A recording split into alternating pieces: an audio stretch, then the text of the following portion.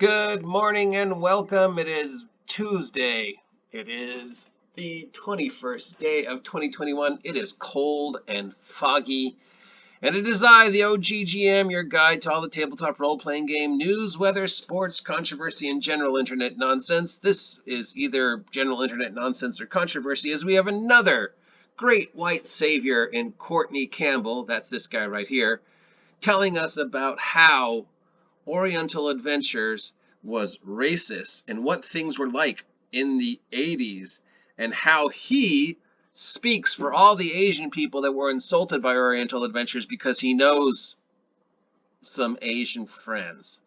So I know I'm not the first person to take a look at this video. I know the gang over at Legion of Myth did. I'm not going to devote a lot of energy to it because I've already watched it, so I already know that he self-destructs his own argument pretty much right at the beginning. But let's watch it. So here we go. And that Lamas is using it to farm outrage and cash from groups. But the thing about this later is if you read Oriental Adventures today, it is super explicitly like bigoted and racist. No, it's not. It's not enough. There is nothing.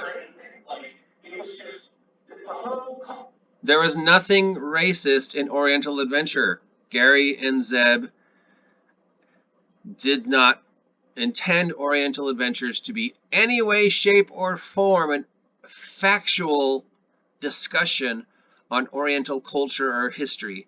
It is not a book about real Asian culture. It's not even a travel guide. It is a fictional book describing make-believe things. There was no intent to be racist, and I don't know a single Asian person who was offended by this book then or now. More importantly, Courtney, if you actually took the time to read the book, you would see that the writers, creators, playtesters, editors, 80% of them Asian. But okay, it's all right because you, who look like you were maybe, what, 10 in the 80s? This guy and this guy might have been old enough in the 80s to actually understand the book. They look around late 40s, but this guy, you're a kid, dude. What are you, 20, 30? You don't know anything. And you're talking about, racism and D&D because you're an expert, because you know some people that were alive back then. Culture. Where, what do you know in the 80s? People who live in the 80s will never know how the word fucking Jesus works. And there it is. That is how you self-destruct your argument right there. There really is no reason to go on because you literally point out how your argument that D&D Oriental Adventures is racist is wrong. Nobody who didn't live through the 80s doesn't understand how important ninjas were. Well, for everybody who did live through the 80s, we do know how important ninjas were. And for anybody who did live through the 80s and saw how many products were trying to milk that ninja fandom, that ninja obsession, that obsession we had at that point in time with mythical Asia, especially ninjas. You got Teenage Mutant Ninja Turtles, an entire franchise. Batman, the revamping of Batman because of ninjas. You know, this whole Dark Knight thing. Anybody remember that until the early 80s, Batman was a goofy character. He had a bat helicopter. He had bat shark repellent. It was only when Frank Miller rewrote and recreated him to be the Dark Knight that we all love today that he became the character we're, considered the Batman. The Batman of the 60s and 70s was a joke. It took Frank Miller to make Batman into the Dark Knight. And you know what it was about the Dark Knight? Ninjas. Daredevil. Daredevil became a relevant character because ninjas. The X-Men and the total change in the X-Men and the popularity of the X-Men in the 80s. Because Wolverine and Psylocke were ninjas. Teenage Mutant Ninja Turtles, Power Rangers, Transformers, all these shows, all these things that were influencing pop culture in the 80s is because of the fascination we had with mythical, make-believe Asia, and specifically martial arts and mythical martial arts and ninjas. There were ninja movies, ninja TV shows, ninja cartoons, ninja comic books, ninja toys. People were showing shurikens. Oriental Adventures, Mr. Expert on the 80s, Mr. Expert on Asia, was not meant to be a cultural guide to Asia. It was not meant to be a travel guide to Asia. It was not meant to be a historically accurate depiction of real life Asia in the early 80s? Or was it meant to be an actual fictional depiction of what Asia was like during the Shogun period, or the feudal period, or after the rebellions, or when the empire fell, or all the time of the Three Kings, or any of that other stuff? If you want factual Asia, read a book of Asian history. If you want a book that was intended to capitalize on the ninja fad of the 80s, like everybody else was, that's exactly what Oriental Adventures was. TSR / Wizards of the Coast was hemorrhaging money back then. Popularity of the D&D product was an all-time low. They needed something to capture the imagination of kids in the 80s. Ninjas.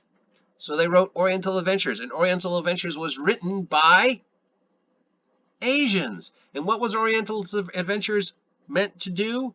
Capitalize on the ninja fad of the 80s. Allow player character ninjas, allow player character samurai, allow player characters to throw glowing shurikens. It is not racist because it's not real. It is not racist because it's not accurate. It is not racist because it is no way, shape, or form a reflection of Asia. It's a reflection of ninjas and our fascination with ninjas. And all it was an attempt to make money for D&D because it was losing money left and right. So they came out with a, here, now you can play ninjas book. Oh, you own throwing stars. Aren't you dangerous?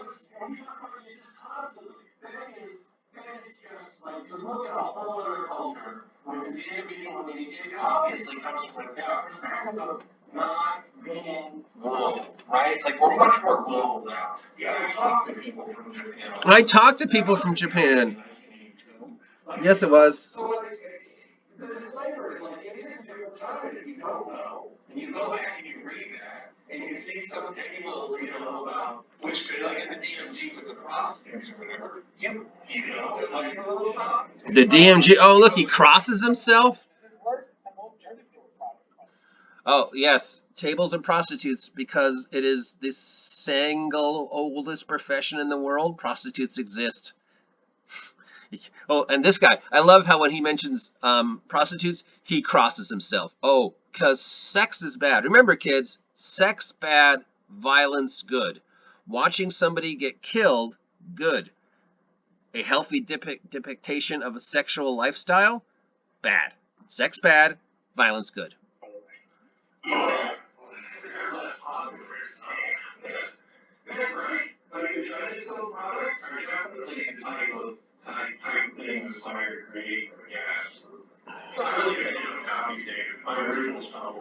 Nobody cares.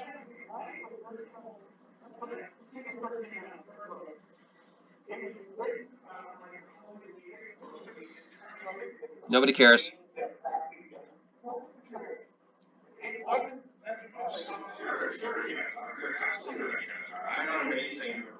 I just, in my personal experience, there's some things that are understated. Like, I wouldn't want, if I were Asian, I wouldn't want somebody thinking that the ninja movie, The Five Elements, is an accurate representation.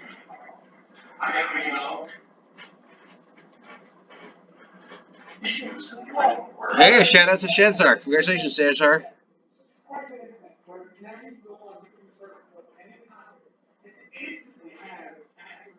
Oh, because the internet is accurate. No, it's not.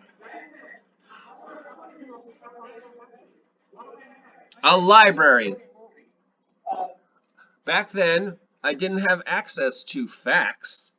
So I had to make shit up because apparently you never went to a library or a museum or spoke to actual people who had knowledge. So you just made shit up. Back then, we didn't have access to the internet. We didn't have access to history. Yes, we did. It's called books. Read one. Martial arts movies coming out of Hong Kong, and all of that five elements. That is exactly it. That was it wasn't just Yes, there. Again, you self-destruct your argument. That was their source material. That was the market they were trying to capitalize on. Again, it's not racist because it's not real. It is no basis in actual fact. People cannot stand on top of trees, have the tree bend, use the momentum of the bending tree to send them to another tree, which they then jump off, throw an infinite amount of shurikens, some of which will cut the trees down, and the rest of which will instantly kill the people chasing me. First off, no, you cannot cut down a tree with a shuriken. Second, being hit with a shuriken probably won't kill you unless it's in a vital spot, because a shuriken does very little damage, as opposed to, say, an arrow. And ninjas weren't real. Okay? There's nobody who throws down an eggshell filled with smoke powder, disappears, and replaces it with a log wearing their clothes. That never happened. There are factual documentations of the individuals who we now refer to as ninjas, who are basically just people who wore dark clothes and masks, did things against the oppressors, and then left and went back to their normal lives. And why they wore the dark clothes and the dark masks was so nobody recognized them. And as for the bizarre collection of martial art weapons like nunchakas and sticks with various implements of sharpness on them and bizarre throwing things, well, again, these were normal, everyday people. They didn't have access to the weapons that the samurais had access to. They had access to farming equipment. Nunchakas are based upon a device that was used to thrash wheat. All those weird things on the end of sticks like halberds and glaives and gubernors and yamikaras were all based upon things that these people had just laying around. They were oppressed, and nobody was standing up for them. So they would go out at night, put on these black masks so nobody knew who they were, and fight against the oppression. And they didn't have weapons, so they just used whatever was laying around in their farm. And then they went back home, took off their masks, hung the things back on, and the people are talking about how these masked terrorists came into the castle like ghosts and did something and left because somebody in the castle let them in, probably a daughter or a wife. Sure, SHADZAR, you're absolutely right. SHADZAR, you're absolutely right. Congratulations. In my personal experience, there are some things that I've undertaken. Like, I wouldn't want, if I were Asian, I wouldn't want somebody. But you're not Asian. And the Asian people don't care. They're not offended by it. Ask any Asian person. They're not offended by it because it's not real. You're not Asian. You cannot speak for Asian people. You're not the great white savior, Courtney Campbell. You're just a guy with a really bad beard sitting with a bunch of artwork behind him, most of which was done by Hank from Runehammer, who, yeah, you know, I could go on and on and on for another 20 minutes, but there's no reason to. You self-destruct your own argument. You self-destructed your own argument. You self-destructed the argument. And when you crossed yourself when he mentioned prostitutes, ooh, sex is bad. Yeah, I mean, I'm not doing this to get hate clicks. I'm just tired of this. Did racism exist? Yes. Did people feel ostracized at the gaming table? Yes. Was that because of the product? No. Individuals are assholes. Gamers tend to be very extreme in their beliefs. And if somebody doesn't fit in to what we think our table should be, we will do not nice things. So are there people who felt like they weren't welcome at the game? Yes. Does it have anything to do with the product? No. It's because of individuals are stupid and assholes and we're kids and we don't know what we're doing and we, you know, it wasn't D&D telling us to be idiots. We were just idiots. There's nothing racist in Oriental Adventures. Racism exists. But Oriental Adventures has nothing to do with it. And you should be focusing your energy on actual issues of racism.